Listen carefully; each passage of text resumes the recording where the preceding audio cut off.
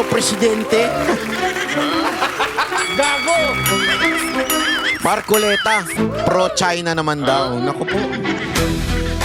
Ang lupit talaga ng mga to. At syempre, ang walang katapusang pagpapalit ng Senate President issue dyan sa Senado. Naku po. At, ay, naku. Balita ko, meron daw ano dyan kumain ng suka. Oo.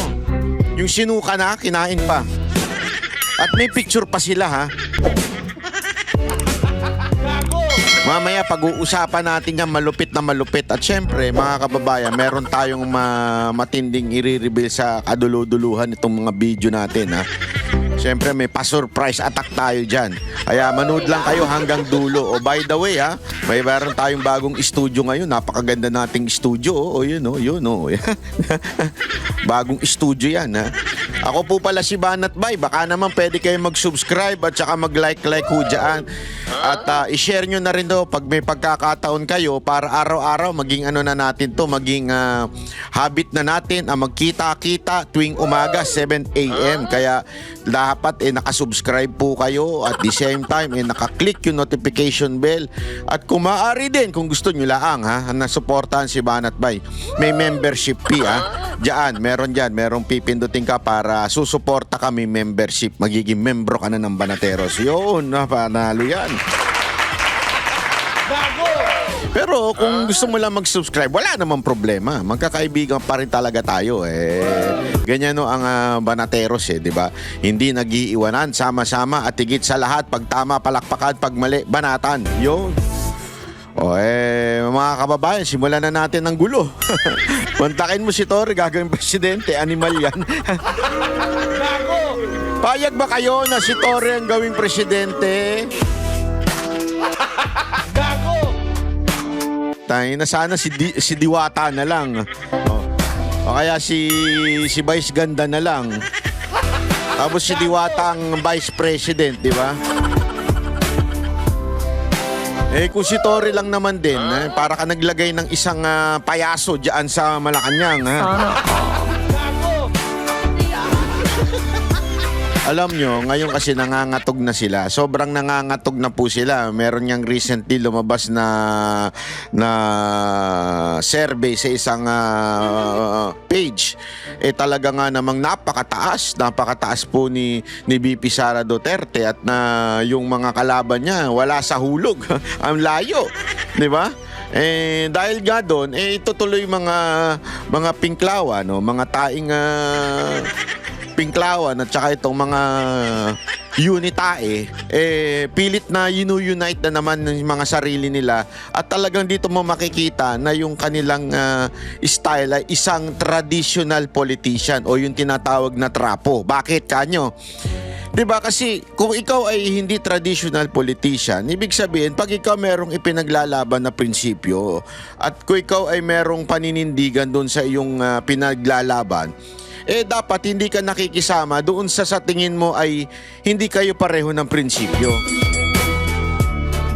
Hindi, kaya nga po ako ayoko maging politiko sa totoo lang Ayoko kasi I don't want to compromise my principle. Yan ang isang bagay talaga na pag ako pag paninindigan ko hanggang magkamatayan tayo, hanggang kaduluduluhan, paninindigan ko yan. Kahit ba mabatikos, mabash o kung ano man ang gawin diyan sa social media, tutuloy ko yan. Hindi ako paninindigan ko kahit ano pang yung sinabi ko na yan. Kasi alam mo, ilang beses na po tayo nanindigan diyan. Kahit nga yung panahon ng Uniteam noon, di ba?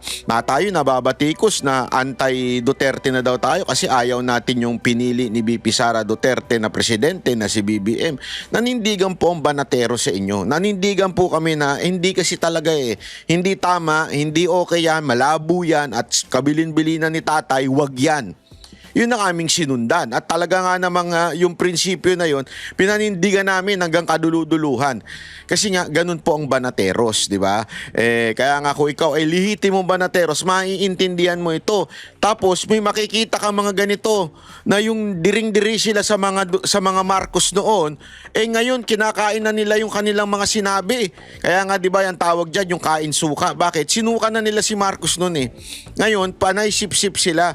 Mantakin mo yung mga dilaw, 'di ba? Na siyang paulit-ulit na sinasabi diktador, magnanakaw ang mga Marcos. Abay ngayon nakikisanib sa majority. Anong katarantaduhan 'yon? Kahit po ako kahit isang Duterte supporter at pag nakisanib, pag nakisama at nakipag-unite sa Marcos, ay talagang itatakwil ko. Hindi ko papanigan, di ba? Hindi ko kay halimbawa na nga lang, yung kay BP Sara Duterte, hindi ko naman sinasabi at siniraan, hindi ko siniraan si BP Sara Duterte noon. Pero hindi ko siya sinamahan sa laban niya na yun, di ba? Kasi nga, yan ang paninindigan natin. Tayo po ay para sa bayan. At nang tingin natin, wala talaga magagawang o walang ginawang matino itong si Marcos. Bakit mo kakampihan? Diba? Gago! Ano ginawa sa Pilipinas? Sinira ang Pilipinas, mga kababayan. Tingnan nyo yung utang natin. Lumobo ng todo-todo. Walang pandemya to Kasi sinasabi ng iba, bakit lumobo nung panahon ni Pangulong Duterte? Remember, yun ay may pandemya. Doon yun lumobo nung time na yun At hindi katulad ng paglobo ngayon, di ba? Matindi ang paglobo ngayon. Pero noon, pandemya at kailangan natin at alam natin, unahan nun sa bakuna di ba? Ayaw pa nga tayong bigyan ng mga Amerika Naalala nyo? Pinagdadamot nila yung bakuna nila. Sino lang nagbigay sa atin? Yung China. Bigay yun ito nga Amerika, binibili natin. Ayaw pumayag, mga animal tapos ngayon, gagalit tayo sa China. Malaking parte at maraming nailigtas ang China government sa atin. Bakit to? Dahil doon sa bakunang ibinigay nila. Alam naman natin maraming tinamaan nun, pero dahil nabakunahan, slight na lang yung naramdaman nila. Alam mo, ako, pagdating sa bagay na yan, intense kasi ako tinamaan ako ng bakuna. Tinamaan ako ng bakuna. Tinamaan ako ng COVID ng matindi, na PGH po ako noon.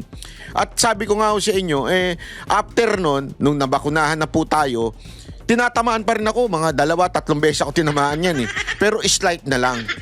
Di ba? Bakit to kanyo? Kasi nga, dahil nga doon sa tulong na yun, hindi ko sinasabi maging pro-China tayo Wag nyong sabihin yan sa akin dahil talagang makakatikim kayo ng matinding malupit na komento sa akin at babanatan ko kayo dyan. Dahil mamaya, pag-uusapan din natin yan. Pro-China ba ito si Marcoleta? Naku po. Gago! Kaya ngayon, pag-usapan muna natin itong si Torre. Ito po kasing si Torre, alam mo na, may pangarap. Ewan ko, kung pag ito naging presidente, gaganti kaya ito sa mga naglaglag sa kanya? Pero magandang magandang laban yun Ako gusto ko yung laban na yun Maganda, kumandidato si Torre at kumandidato si John Vic Remulla, di ba? Kasi sigurado naman ako mananalo si BP Sara Duterte. Pero maganda, magsama sila, maglaban silang dalawa. Kasi silang dalawa yung nagsipaan Silang dalawa yung nagtarayan. Ay, bakit ganon? Silang dalawa yung nagtarayan, mas maganda maglaban sila para kung sino yung mas mataas ang buto sa kanila, yun ang panalo. Diba? Sa kanila. Pero ibang level kasi yung kay BP Sara Duterte. Yung kay BP Sara Duterte, pang presidente, sila pang amuyong. Kung sino masipsip, doon natin malalaman pag naglaban sila, di ba? Malalaman natin kung sino sa kanila masipsip. Panoorin natin na to. Sabi ng mga kabila ay, sa amin na kayo, no? Sigurado na kami. Kung hindi kami manalo sa eleksyon, baka mag-succeed kami. Ganun na yung spin di ba? Pero ang tanungan ngayon ng mga ordinaryong tao, wala ba ibang alternative? Yes. Either non-Marcos, non-Duterte. Pwede bang, wala bang none of the above ang gusto nila? Yung mga packaging ng media, na para bang sinasabi nila, huwag dapat natin piliin si BP Sara Duterte. Hanap tayo ng alternative. Alternative because you just don't like Vice President Sara Duterte. Not because gusto mo yung taong magsisilbi sa bayan. What kind of thinking is that? That is a terrible thinking. Di ba? Dapat, kung sino ba ang pinaka magsisilbi para sa bayan. Yun eh. Hindi yung, hanap tayo ng alternative kasi ayaw natin si VP Sara Duterte. So bahala na lang. Kahit sino na lang, basta wag lang si Duterte. Pangit ng prinsipyo yun. Prinsipyo yun ng mga bitter. Prinsipyo yun ng mga ayaw lang kay VP Sara Duterte kasi walang pakinabang sa kanyang gobyerno. Alam nilang hindi sila makakasipsip. Alam nilang kinalaban nila si VP kaya yari sila pag naging presidente. Wala silang pakinabang. Hindi dapat ganun ang thinking eh. Hindi dapat ang thinking dapat yung presidente makinabang tayo. Hindi. Dapat yung presidente pagsilbihan ng bayan. Sino ang pinakamakakapagsilbi sa bayan? Sino pinakamakakaayos sa katarantaduhang ginawa ni BBM sa bayan? Yun dapat ang tanong. Sino ang aayos nito? Diba? Sino? Kasi alam mo, wala na eh. Ako talaga, sabi ko sa inyo, lalo na pag kayo bumabiyahe o di kaya OFW, alam niyo yan. Nakakadiri na ang Pilipinas. Nakakadiri na ang politika sa Pilipinas. Sobra na ho eh. Halimbawa ko na nga lang panoorin nyo yung sa Banat by 360 ko na tungkol doon sa Boss Ironman. Bakit to? It is not just about motorcycle. Yung Boss Ironman na issue na yan, na maraming kasi yun yung endurance racing or something like that eh. Yung endurance na kailangan 24 oras kang tatakbo, maabot mo yung lugar. Something ganun. Iyan ay hindi lamang po nagsisimbolo ng mga rider o di kaya ng big bike.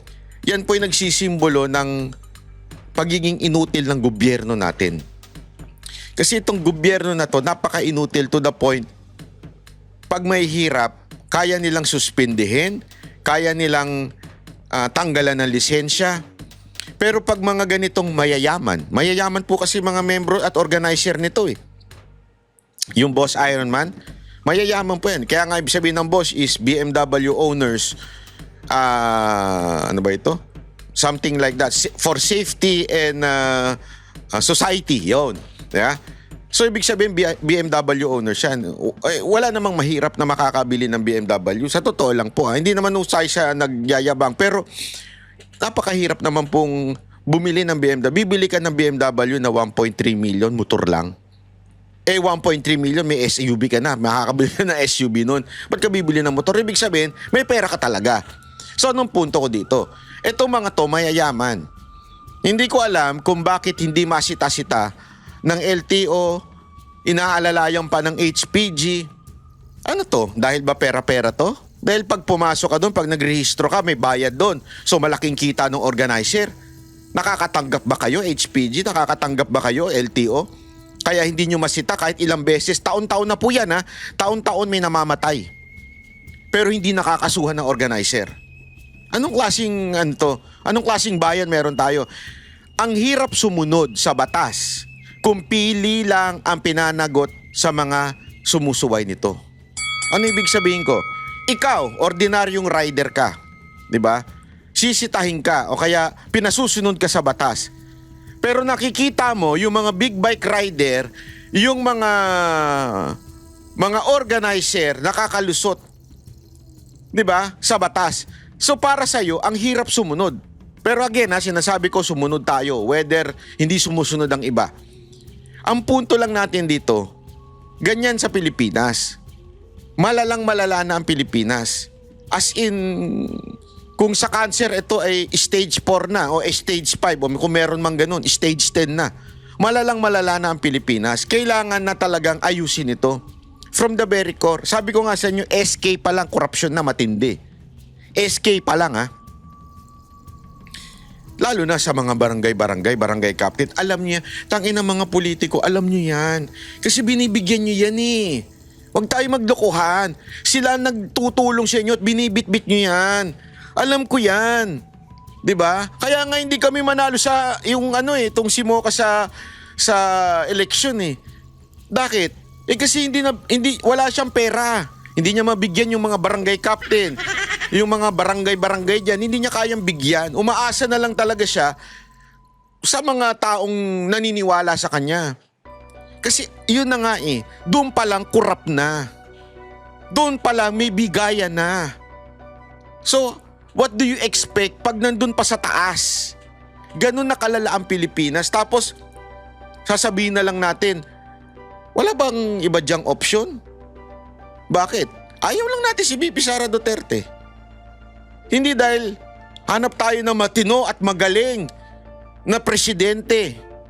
Sana ganun matatanggap ko po para sabihin ninyong sa tingin ko hindi matino at hindi magaling si VP Sara Duterte. Kaya hanap tayo ng ibang kayang ayusin ng Pilipinas. 'Di ba? Kung ganun ang thinking, okay lang. I will respect your opinion even if ibang opinion mo sa opinion ko. Pero yung para lang, wala bang alternative dyan kasi ayaw ko kay Duterte. Anong klaseng packaging yan? Kaya hindi alam nyo, sorry sa media nagsasalita na to itong babae Kaya wala kayong naaakit kasi ganyan ng klase ng utak ninyo. Utak na mga bitter. Utak na mga hindi nakapag-move on. Bakit? Kasi pinagbabayad yung mga media ng katax. Sinisita ni Pangulong Duterte ang media. Yan ang totoo. Bitter kayong media kay Pangulong Duterte kaya ayaw nyo yung anak niya. It's not because hindi siya magaling, hindi siya maayos. Hindi yun Hindi yun ang reasoning nyo Ang reasoning nyo kasi tinamaan kayo nung panahon ni Pangulong Duterte, kayong mga media. Huwag mong kalimutan, Ami, most of the time, yung frontliner ay kabayong kapos. Ibig Yes. sabihin, pagdating ng dulo, History natin, ganyan. Oo, ganyan, di ba? We have a lot. Panahon ni FBR. Hindi naman frontliner sa FBR Hindi. Panahon ni... Yung panahon lang ni Erap, talaga frontliner siya from the start to finish. No? From the start. So, nagbabago yan Halimbawa, nung panahon ni... Tangin ng analogy Pwede daw magbago, pwede daw yung nasa baba na umangat pa. Kasi yung mga nakaraan daw eleksyon. Sorry barahin muna kita Political analyst. Political corny analyst. Napaka-corny kasi na tong taon to Maliit lang yung agwat nung nasa panghuli o nasa baba. Hindi ganun kalaki. Iko-compare mo, sobrang layo. Para bagang, anong klaseng mangga yan? Di ba? Maaring Indian mango, o Carabao mango, o apple mango. Yun yung comparison noon.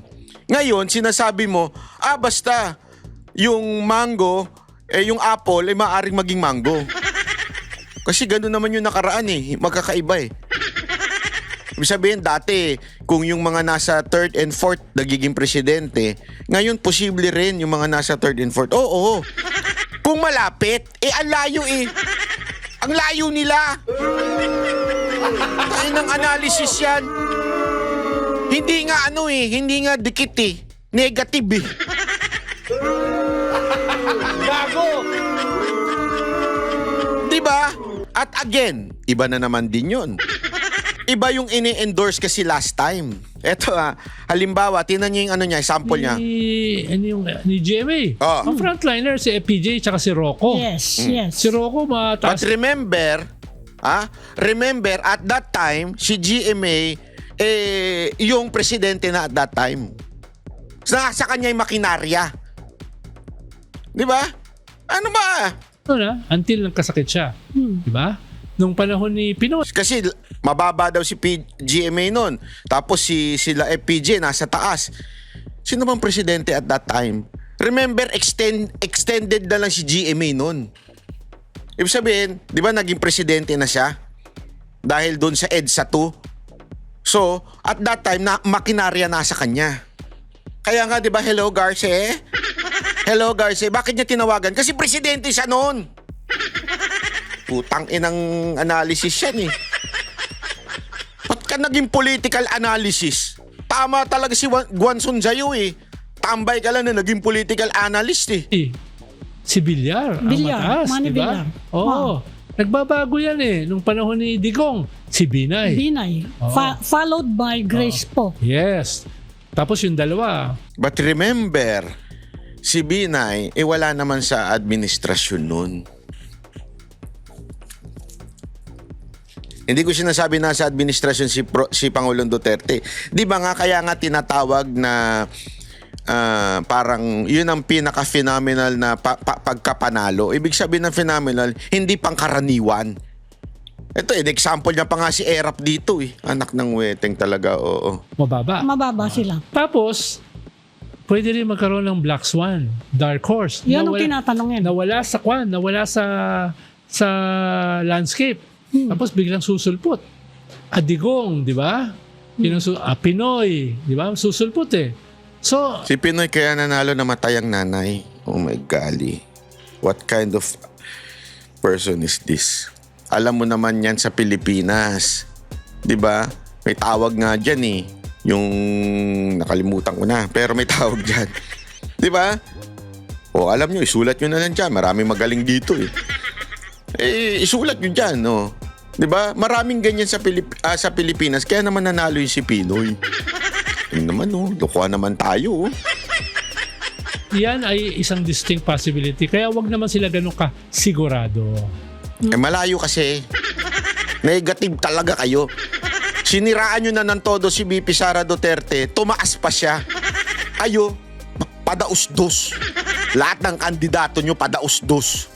Meron ka bang nababalitaan? Because I know you are in touch with a lot of groups, ano? May nababalitaan ka bang, wala kami naririnig kasi mga pangalan eh.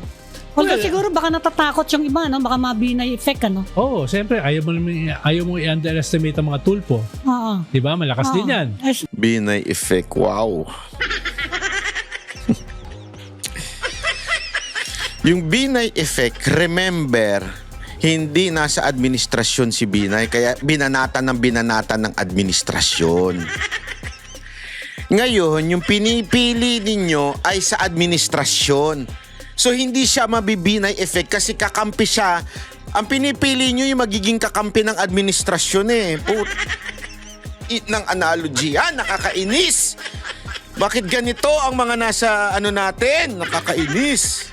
Nagsabi na sila na ayaw eh. Ayaw, pero marami kasing ayaw, nagbabago posisyon. Wag mo rin So hindi halimbawa lang si Tulfo, tumakbong presidente, hindi naman bibinay effect yan. Bakit? Yung binay effect, ang gumawa nun, yung administrasyon. Paano magiging binay effect? Kakampi nga siya sa administrasyon. Gago! Bakit ganito ang mga nasa natin? estimate ang mga pink. Dahil together, medyo may... 15 million yun nung nakaraang election. Medyo malaki rin yan pag nagsama-sama. No? Bagamat, sabi ni Lenny, ayaw na niya. Ayaw na rin niya.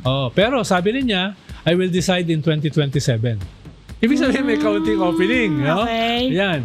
Tapos sa government, may nagpakilala na si John Vic. Pero meron ding nagpaparamdam na dalawa na baka mas mataas. Si Vince. Vince at saka si General Torre. Ayun! Sa ngayon kasi si General Torre nasa gobyerno eh. And including General Torre, hayop! Ako, sigurado ako, hindi pipiliin ni Marcos si Torre. Bakit? Kontrolado ng Remulla si Marcos eh. 'Di ba sinasabi nga ang later president ng administrasyon ni Marcos walang iba kung hindi si John Vic. At saka itong kapatid niyang si Boying. So, alam naman natin may alit ang John Vic at saka Torre. At alam naman natin si John Vic may pangarap. So, malabo talagang piliin si Torre. Pero sana, umiral yung ego niya at tumakbo siyang presidente. Yun ang gusto ko. Tumakbo si Torre yung presidente. Torre, kakampanya kita. Pag tumakbo ang presidente, ikakampanya kita. Laban kay John Vic para at least kayong dalawa maglaban. Huwag yun ang pangarapin maging presidente at manalo pa kay BP Sara Duterte. Malabo yun.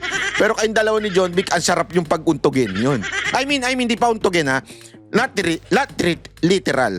Pag-untugin pagdating sa labanan sa politika. Reflect also. Yes. Nababalitaan namin. So may mga nagpaparamdam.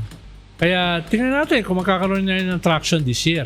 Pero lahat yan mangyayari this year. Hindi kaya may go signal ni BBM, titingnan niya, sino kaya sa mga tao ko pwede? Posible, pero lahat naman kasi, ang tingin, hindi pwedeng dalawa ang lalabang kay Sara o tatlo. Kasi syempre naghahanap din si President Marcos ng tao na papalit sa kanya who is sympathetic to him.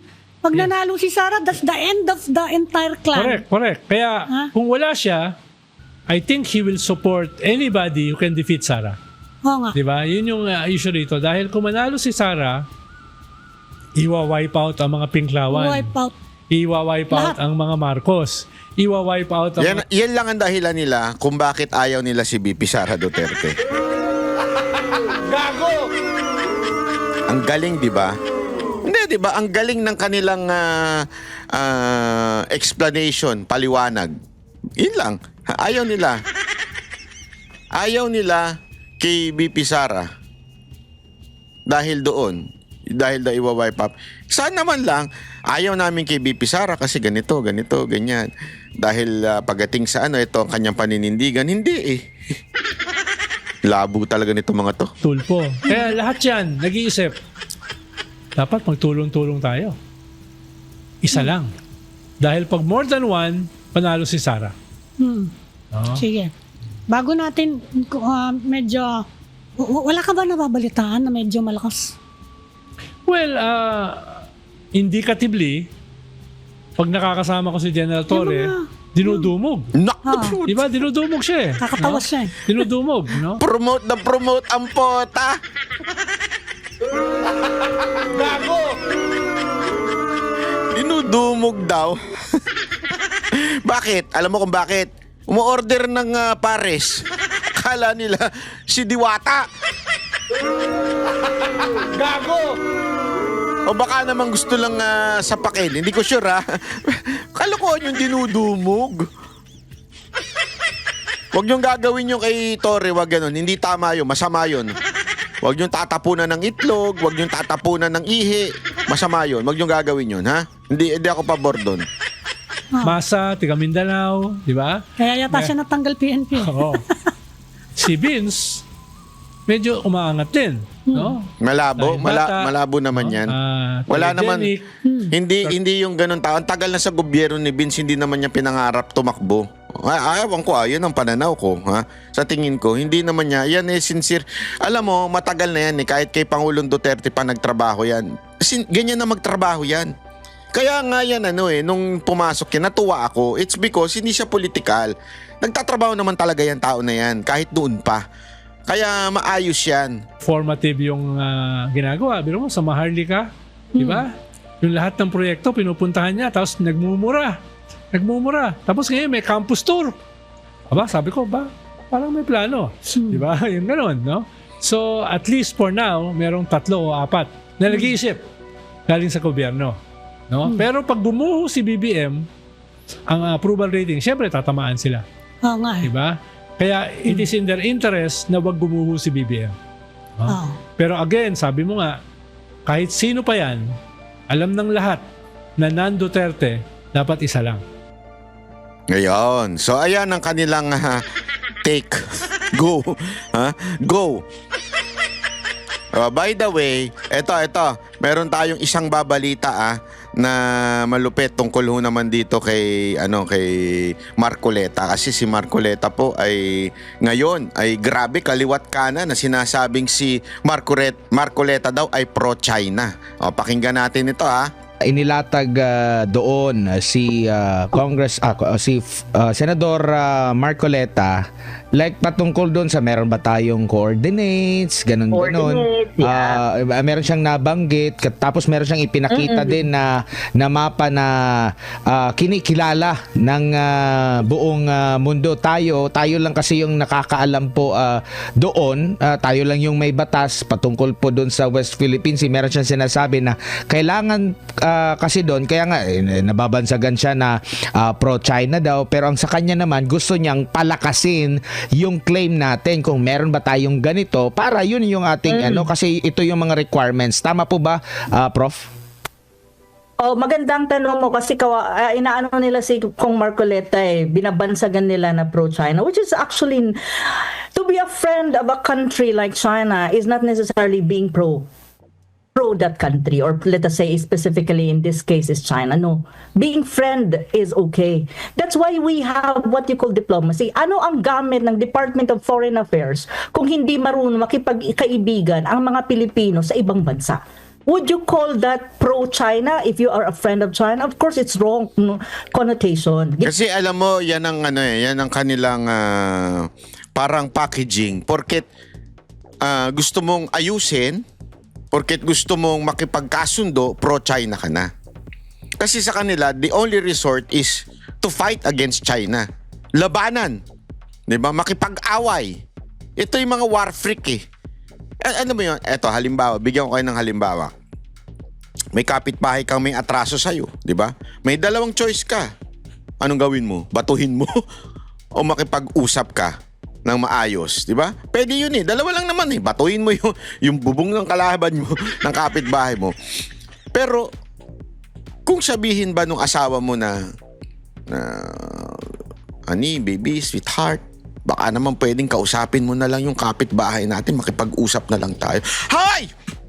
Siguro kayo nung kapitbahay ko, no? Siguro kayo. Bakit mo gusto makipag-usap? Galit nga ako sa kanya. Tumatae yung aso niya dun sa garden natin. Bakit mo gusto makipag-usap? Ganyan. Ganyan ang thinking ng mga tatanga-tangang opisyal natin. Gusto ka agad awayin. I mean, sasabihin na iba, kasi banat ba ilang beses nang kinausap? Kaya nga, so batuhin na lang natin. Na alam mong mas mayaman yon, may security guard yon, merong nasa katungkulan yon, may pulis yon. Ibig sabihin, alam mong talo ka pag nakipaglabang ka. Tama, mali? So ano gagawin mo? Batuhin ko na lang. Tanga, di ba? Kaya nga ikaw makikipag-usap eh. Yun ang gusto. Ngayon, pro-China na daw yung mga ganong klaseng prinsipyo. Di ba? Napakatanga po doon. Di ba? Hindi naman pwede. Halimbawa, isa pa. May supplier kang Chinese. Wari, nasa negosyo ka. Nakipagnegosyo ka sa kanya. Hindi ibig sabihin, binibenta mo na yung bansa mo. Negosyo lang yun. Di ba? We are just negotiating with them. Kasi ganyan ang thinking nila eh. Na pag nakipag-negotiate ka sa kanila, di ba? Wari, may kamag-anak ka, makulit. Kung kinausap mo pa rin siya, hindi ibig sabihin sang-ayon ka sa lahat ng ginagawa niya. Oo, ganun yun eh. Ibig sabihin, nagiging civil ka lang. Hindi ba yung salitang pagiging civil mo? Hindi porket kaaway mo siya, di ba? Pag nakita mo, sasapakin ko itong kamag-anak ko to. Hindi ganun. Diplomasya. Hindi yun pagtataksil. Gamit lang yan ng mga pro-Americans na sila talaga as in, mahirap na magsalita. But going back to kung hindi ka gusto magkipagkaibigan sa ibang bansa, i-demolish mo yung DFA. Correct. So what's the point of having a DFA if you don't want to have friends with other countries, especially with a superpower? Diba? Ano bang klaseng logic yan? Para lang yan sa mga yung kokote, hindi mo maintindihan kung nasaan. But in any case, going back to Kong Marcoleta, ito, magpo-post ako ngayong gabi para i-clarify ito at may nagsalita din na nagbibida-bida na feeling niya, alam niya. Which is in fact hindi at mali siya doon. Pero mamaya after the interview, i-share ko din sa inyo. Pero just to support Senator Marcoleta, thus far, there is no record whatsoever at the Division for Ocean Affairs and the Law of the Sea or with the UN Secretary General, United Nations Secretary General, showing that the Philippines has submitted geographical coordinates of its maritime zone. Now, if you want to challenge me on this, you can check the website of the Ocean Affairs and the Law of the Sea, and I will also make a post about this later kasi kinaayos ko pa yung sinusulat ko pa yung commentary on this para makita, and I will also put in that post sa Facebook ko yung link at saka some evidence na wala tayo and then what we have actually done. Okay, yan ang totoo, which is correct si Senator Marcoleta on this. Wala tayong sinubmit sa DOALOS or Division for Ocean Affairs and the Law of the Sea so far, or sa UN Secretary General na coordinates. Walang ganon. So that is a misinformation, and later i-reinforce ko yan sa FB post ko. Pag sinabi mong maritime zones, yan ay yung EEZ, yan ang contiguous zone at saka yung continental shelf. Only ang nilagay lang natin, ang nasubmit lang, is the baseline has been deposited. It's ibig sabihin, yung baseline. However, when you say deposited o submission and recognition are two different things. Hindi ibig sabihin na sinubmit mo yung baseline mo or nag-submit ka, in that sense na recognize na siya. No, that is not true. Nag-deposit ka. The recognition is another story. Just to make it sure. But I'll explain more later kasi ang hirap dito nga explain, Mark, kasi napaka-technical din niya, to be very honest. Kahit nga ako, Bigyan ko kayo ng example ha, para malinaw. Okay, ito. Based dito sa kanyang sinabi, napakalinaw po. Wala pa tayong naisisumite na coordinates ng Pilipinas. Meron kasing mga ilang tatanga-tanga nagkokomento sinabing meron na daw. Ang meron tayo na inaipasa ay baseline. Okay? Baseline. Iba ang coordinate sa baseline. Ito, ipapaliwanag ko sa inyo ha. Ang baseline, ibig sabihin nun, bakod mo. Yung bakod. Okay? Yung EEC, buong bakuran mo. Dinahin natin ha. Yung continental shelf, yung lupa sa ilalim ng bakuran. Okay? So, ang naipasa pa lang natin ay yung baseline, yung bakod mo. Hindi pa yung buong bakuran. Ano ibig sabihin nun? Ito lang yung baseline. Pero hindi pa yung kung saan yung nasasakop natin, yung buong bakuran. Plus, submission pa lang. Okay? Nag-submit ka pa lang ng papel. Para ganito yan eh. Nag-file ka pa lang ng lupa sa Registry of Deeds. Nasa record na nila, pero hindi ibig sabihin panalo ka na, hindi pa nire-recognize. Parang yung marriage license. Marriage license, sinagmit mo. Ano yung recognition? Yung legal marriage. Ibig sabihin, nakasal ka na talaga. So magkaiba yung sinasabi na nasubmit mo at kinilala na ng UN. Kasi may mga nagsasabi dyan na kapag submit na daw tayo. Una, yung sinagmit natin, baseline pa lang yun. Pangalawa, hindi pa kinikilala yun. Yung mismong sinagmit natin, hindi pa nakabalidate sa UN. Parang na-record pa lang. Hindi yun ang sinasabi ni Marcoleta. Kaya nga, alam mo, ang ganda na sinabi ni ni Professor, na dapat ang DFA pinapaliwanag ito, itong mga technical, kasi yung iba, dahil nga sa paulit-ulit na kasinungalingan at misinterpretation, akala nila yun na yun. Malalim ang issue pagdating sa issue ng karagatan. Hindi katulad dito sa lupa, na ito yung linya ko, ito yung akin, ganito, ito yung tayo. Iba ho sa karagatan ng usapan dyan. Mamaya papaliwanag pa natin. paulit-ulit ko munang tinitignan, binabasa, iniintindi before mo siya ma-digest. Kaya nga ang hirap ng debate na to kasi hindi naman siya ganun kadaling maintindihan ng mga Pilipino eh. So kaya nga hindi ko maintindihan ang mga senador natin. Why do they have to talk about this? Why do they ask the DFA to explain these things? Kasi trabaho ng DFA to eh. Hindi naman trabaho ito ng mga politiko. So yun. Yan. Prof, magandang gabi, si Alma. Ito, napakagandang issue na yun, di ba? Trabaho ito ng DFA. Kaya nga kita nyo, hindi nyo ba napansin, sinabi ng DFA kay Erwin Tulfo na hinay-hinay lang.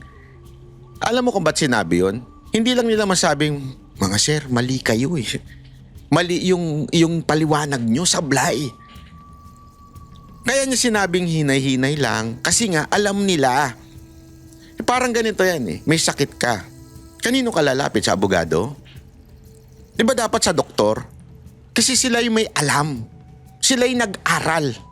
So pagdating sa foreign relation, ang dapat tanungin ay DFA at dapat kumpirmahin ng DFA. Ang problema kasi, sino nagkukumpirma? Sino nagpapaliwanag? Yung mga tatanga-tangang politiko na alam naman natin they have political motives. Sinasakyan nila to dahil mainit ito sa tao at galit ang mga Pilipino sa mga Chinese. Kuno. Yun ang sinasabi nila eh. Di ba? Nag-ano daw sila, nagpa-survey daw sila. Yun ang daw ang gusto ng tao, yung kampihan mo ang Pilipino. Natural! Sa tingin ko, mali kasi yung tanong, kaya mali din na sagot. Pero dahil yun ang nakita nila, ay, maganda ito, kampihan ng Pilipino. Maganda itong pangampanya sa 2020. Sino maingay dyan? Ontiveros. Kasi nga, may political motive si Ontiveros. Alam natin yun. Po ito. May iba lang ako ng konti. Ano yung nakita mong impact, Prof, doon sa pagkikita ni First Lady Liza Marcos at Chinese Ambassador to the Philippines na nangyari ito, yung pagkikita nila habang sa kasagsagan pa po ng World War ng Chinese Embassy at ng ilang government officials po ng Pilipinas? Ano yung impact? Yes po. To be frank, I am not sure about that. Sorry kasi unang-una Eto, First Lady kasi ipapakita ko lang ayaw mo na yan. Yung kay First Lady kasi wala namang saysay yan eh. Kasi, pero nakakatawa lang kasi doon sa pakikipagkita ni Liza Marcos. Ito yung kaputukan na binabanatan yung ambassador, di ba? So, binabanata ng China. Doon pa nakipagkita si First Lady.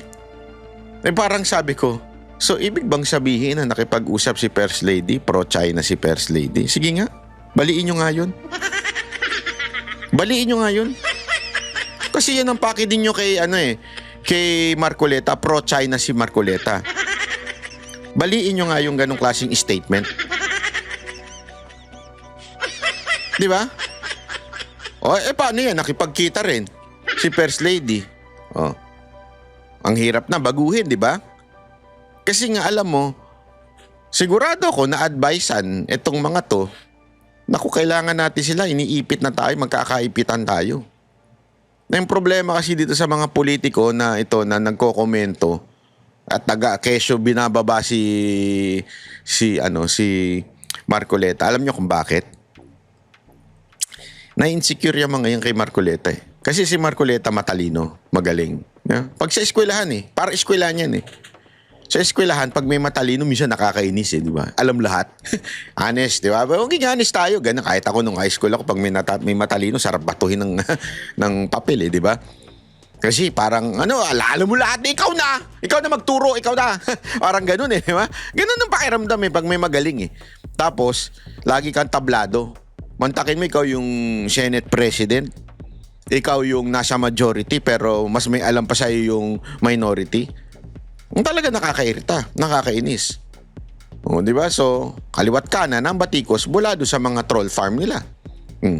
Eto ngayon, biglang lapit usap si First Lady tsaka si Chinese Ambassador. Yari na, patay kang bata ka, sira ang kwento, sira ang script. Diba? Ito, tingnan natin yung pinost maganda kasi itong paliwanag na ito. At ipapaliwanag ko sa inyo, itong post ni Ana Malindugoy, professor ng geopolitics. Yeah? Ito talaga, professor ito. Hindi katulad ng iba dyan, influencer, political analyst na ang corny-corny. Hindi, totoo naman di ba? Ang dami dyan nagmamagaling na mga political analyst na wala namang kwenta yung mga kanilang sinasabi. Eto, imayin natin yan para una yan. Ano bang pinag-uusapan dito? Ang issue yung tungkol sa pahayag ni Marcoleta laban sa claim na iba tulad ni Tolentino tungkol sa maritime zone ng Pilipinas at kung kinilala ba raw ng UN. 'Di ba? Ang importante yan. Ang basihan nito ay ang batas sa dagat, yung tinatawag nating UNCLOS. Alam niyo yung UNCLOS, 'di ba? United Nations Convention on the Law of the Sea. At records ng Division for Ocean Affairs and the Law of the Sea. Ito yung tumatanggap nandyan yung records. 'Di ba? Pagdating mo doon sa karagatan, Law of the Sea. So, eto, isa-isay natin Ang una sinasabi dito ay magkaiba ang nag-file o nag-submit at kinilala o pinagtibay. Magkaiba 'yon. Ito, bibigyan ko kayo ng example Example 1, barangay certificate. Nagpasa ka ng reklamo sa barangay. Yan tawag doon, deposited, submitted. Nag-file ka ng iyong sinumpaang salaysay doon sa barangay. O, para ka nagsumiti dyan ng reklamo mo. Recognize, approve, validate, magkaiba yun. Ano ibig sabihin nun? Yung inireklamo, panalo na sa kaso. Ibig sabihin, pinaburang ka ng barangay. Diba? Pero hindi ibig sabihin na nagsumiti ka ng reklamo, tama ka na agad. Hindi yun nun. Parang ganito yan eh. Iba yung humingi ka ng permisyo at saka pinaalam mo. Kasi merong ganun eh. Lalo na yung lingwahe natin. Bakit di ka man lang nagpaalam? Diba? Sasabihin mo ngayon. Diba? Sa asawa mo. Na umuwi ng madaling araw na. Inabot na ng alas 4 ng umaga umuwi. Sabi mo, ba't di ka nagpaalam? Sasabihin naman ng asawa. Uy, pinaalam ko sa'yo ha. Sinabi ko sa'yo yung pupunta. Nag-text ako. Sa'yo na pupunta ako sa ganito at kami ay magsha-shower ng mga kaibigan ko. Shower kayo ng kaibigan mo. Bakla pala. Bayot. Di ba? Kung titingnan mo, pareho silang may punto. Pero sa totoo lang, mali. Alam mo kung bakit? Iba yung pinaalam mo at nagpaalam ka. Pero salitang alam nandun. Ano ibig sabihin nun? Yung pinaalam mo, humingi ka ng permiso. At pinayagan ka. Iba yung sinabi mo lang. Pinaalam mo lang doon sa tao. Hindi ka naman pinayagan. Hindi pa nagre-reply ng, okay, walang ganon. Anong reply? Sin zone ka, Brad. Gago! Magkaiba yun, mga kababayan. Kaya katarantaduhan po yung sinasabing nagsubmit na tayo. Iba po yung nagsubmit na tayo at inaproban. Ang linaw po nun. Ha? Una, ito, simpleng paliwanag. Ano po ba yung maritime zone na tinatawag? Yung EEZ, naririnig natin lagi ito, hanggang 200 nautical miles mula sa Pilipinas. Meaning, ano ibig sabihin nun? Pwede kang mangisda. Kasi yun yung 200 nautical miles mula sa Pilipinas. Pwede kang kumuha ng langis o gas. Pwedeng gamiting resources. Pwede yun. Walang problema yun. Yun ang ibig sabihin nun. Pero, itong lagi mong tatandaan, hindi mo ito parang lupa na pwede mong ipagbawal ang lahat. Sa madaling salita, sinasabi ni Madam Ana Malindug-Uy, si Profesor, ay pinayagan tayo na i-easy natin yun at inire-recognize yun na i-easy natin yun, pero hindi ibig sabihin pwede na tating ipagbawal doon sa lupa na kinakatayuan nun. Kunwari may lupa doon o may island doon. Hindi yun. Yun yung pinapaliwanag dito ni Madam Ana Malindug-Uy, si Profesor. Diba? Parang sa totoong buhay, ganito halimbawa. May subdivision na hindi mo pag-aari. Pero may permit ka na magtinda, pwede kang kumita, diba? Pero hindi mo pwedeng paalisin ang lahat ng tao na naandun. Yun po ang ibig sabihin nun. Pangalawa, yung tinatawag na contiguous zone, hanggang 24 nautical miles lang. Anong purpose nito? Pangbantay laban sa smuggling, pangbantay sa bantay immigration, pangbantay sanitation. Yan yung permit na yun, pinayagan ka. So parang ganito yan. Security guard ka sa gate ng village. Hindi siya ang may-ari ng village. Yung security guard. May mga ganong umasta. Pero hindi sa kanya yon. Pero pwede siyang mag-check kung may illegal na papasok. Nagigets nyo? Okay? Yun yung tinatawag naman na contiguous zone. Pinayagan tayo magbantay sa smuggling, magbantay ng immigration, magbantay ng sanitation. Pero pwede siyang mag-check ng mga illegal na papasok, pero hindi niya pagmamay-ari yun, yung security guard na yun. So bilang security guard doon sa isla na yon, hindi tayo may-ari niyan. Yun ang malinaw doon. Pangatlo, ito'y paliwanag po ni akin lamang po pinapaliwanag in Tagalog kasi English po ito malalim. So pinapaliwanag po natin. Continental shelf, ano yon? Ito yung seabed o ilalim ng dagat, mineral, oil, gas, sea creatures na hindi gumagalaw. Yun yung tinatawag na continental shelf. So parang ganito yan. Hindi mo pag-aari ang buong mall pero may rights ka sa ilalim ng lupa ng mall para magbina. Naintindihan nyo? Halimbawa, ikaw yung hindi mo pagmamay-ari yung buong mall na nakatungtong doon. Pero yung karapatan doon sa lupa para imina, meron ka. So ano ang deposit sa UN? Ito naman yon. Ang deposit sa UN, administrative lang yan. Parang nagsagbit ka ng mapa o coordinates. Nilagay lang nila sa records. So ano ibig sabihin nito? Nag-file ka ng lupa sa Registry of Deeds. Alam mo yun, nag-file ka. Naka-record na pangalan mo. Pero hindi ibig sabihin walang mag-aaway sa lupa. Hindi ibig sabihin kinikilala na ng korte yung iyong sinagmit. Yan po ang ibig sabihin nun. Ano naman ang ibig sabihin nung ito yung ibig sabihin po na na nag-deposit ka. Ibig sabihin sinagmit mo lang. Ano naman ang ibig sabihin ng recognize na? Ito ang mas malalim. Na wala tayo. Ibig sabihin, kinilala na ng international community. Walang dispute. Ibig sabihin, wala nang agawan. May legal validation na. Kaya nga, ang tawag dyan, di ba, paulit-ulit to sinasabi ni Pangulong Duterte doon, disputed island.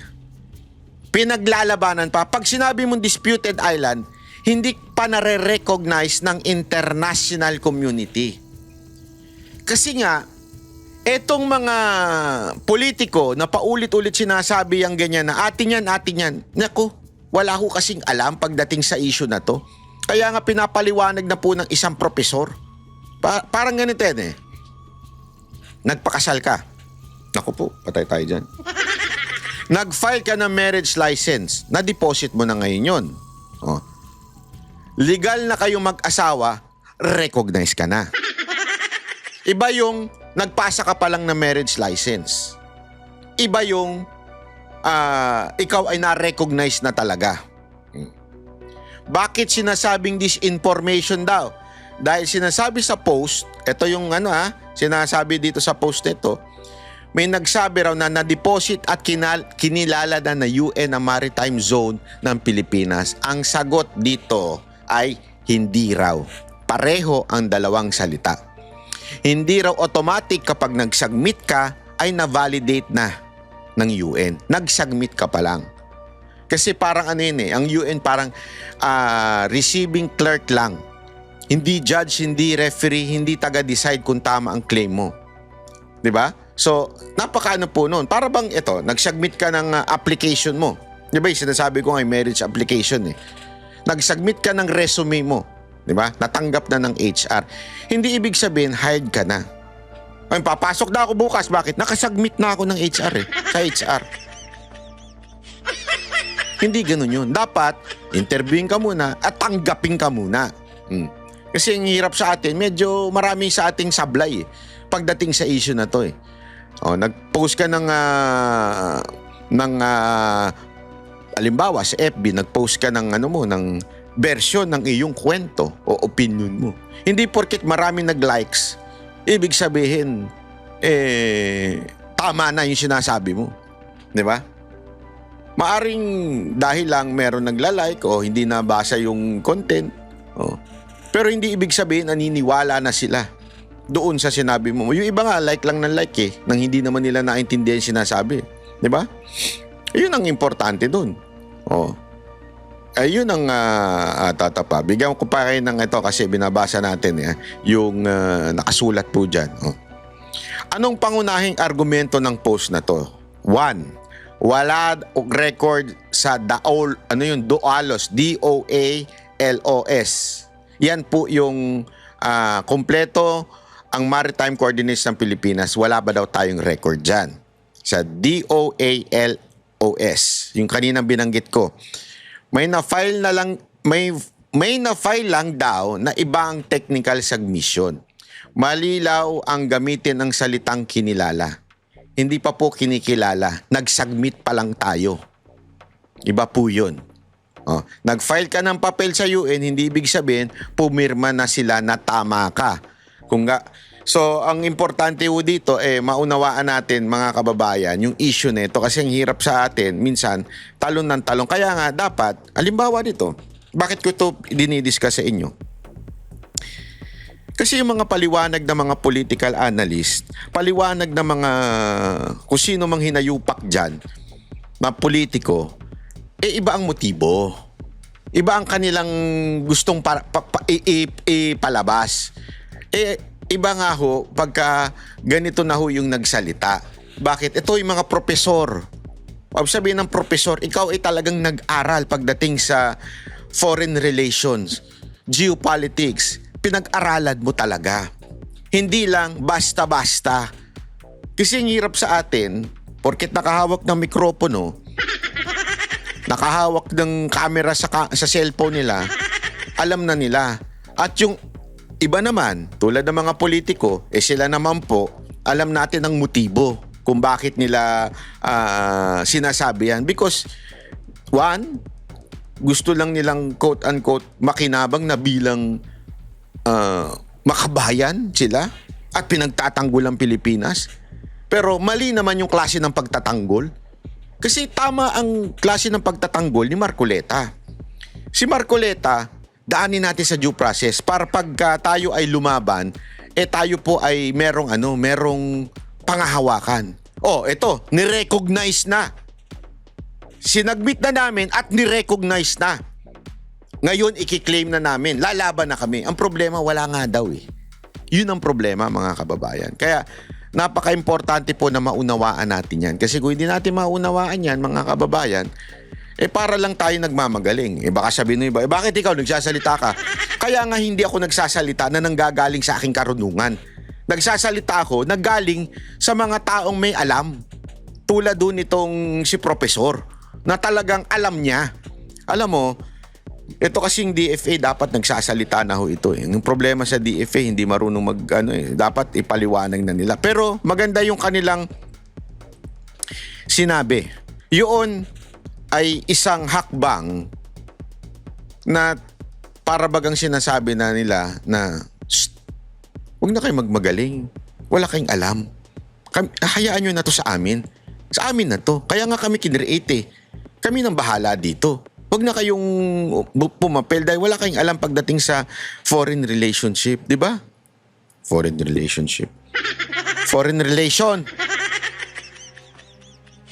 Anyway, mga kababayan, sana po ay kayo ay naliwanagan sa ating mga paliwanag ngayong araw na ito. At kung pwede, i-share nyo ito sa mga kapitbahay, kaibigan, at higit sa mga pinklawan para mas maunawaan po nila kasi lalo na mga kabataan ngayon, ang dami yung kabataan ngayon ang bobo pagdating sa politika. Sa totoo lang bakit? Nagpapaniwala sila doon sa mga teacher nilang dilawan. Nagpapaniwala sila doon sa mga madre, sa mga pare na nagpapaliwanag sa kanila na ayaw lang kay Duterte. So, i-share nyo po ito sa kanila, ha? Maraming salamat po. Ako po si Banat Bay. Magkita-kita po tayo ulit sa susunod na eleksyon. Susunod na eleksyon? Sa susunod na video natin, ha? Share naman. Like, subscribe. At kung pwede, pa-member na rin kayo.